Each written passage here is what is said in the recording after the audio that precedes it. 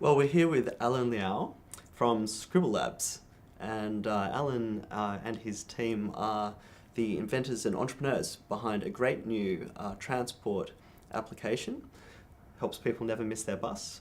Alan, tell us a bit about it. So what the app does is, traditionally, most apps that have to do with transport, they provide you timetables, and those don't really work.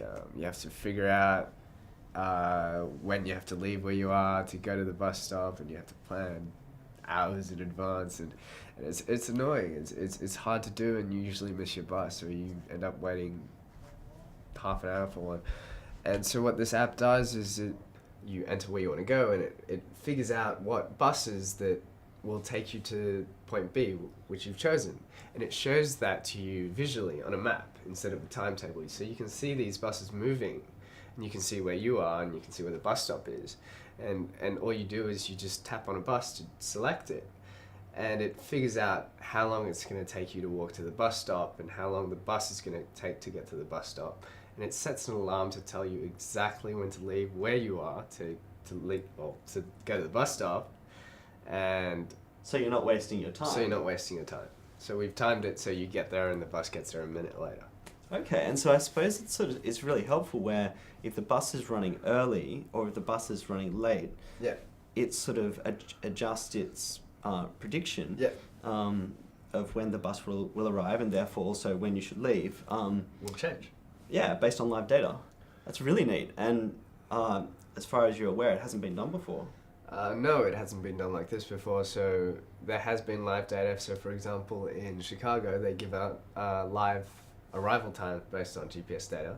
Okay. And they represent that as a list of times, which is very useful data. Hard to use. Yeah. Um, And so there's a few of you involved in Scribble Labs. How did you structure your relationship with your business partners to get this venture off the ground?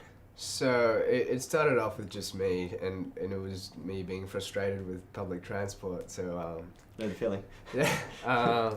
So one day I was waiting for the bus. I'm 18 and I was going to uni, and so the bus was supposed to come 3 times in the 40 minutes that I waited, but it didn't come, and so I missed a lecture, and I got to uni, and after uni I looked up where state transit was, which takes care of buses, and I went over there. It's just down the road from uni, about a kilometer or something, and so I got there, and there was security, and they wouldn't let me in, so I had to call state transit, and then I convinced an assistant of somebody to get me in, and I was able to get in, and I talked to the chief information officer, and she loved the idea and asked me for a demo, and so I 2 weeks later I'd found somebody, and he was a great programmer, and he loved the idea, and he thought we could be successful, and he did it for me, and I went and showed it to her, and she said, great, I love it,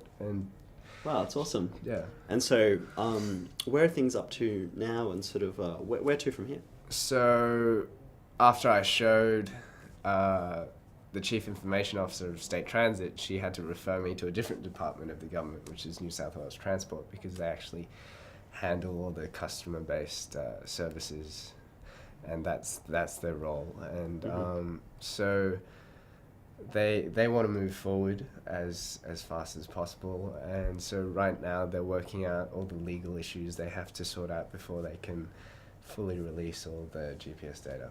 Were you concerned in approaching and presenting your idea to these bodies about possibly giving away the idea, and what did you do about it?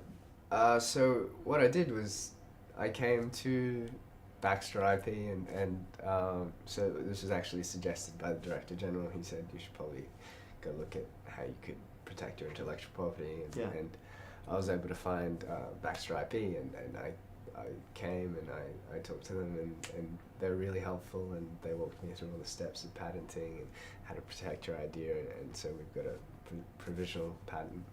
And was there any sort of aspects of the patenting process or the preparation of your patent application that you found sort of particularly interesting, or something that surprised you? Was it sort of what you expected? It was, well, the attorney I was working with, Nicholas, he made things very, very clear, so there weren't really any surprises along the way.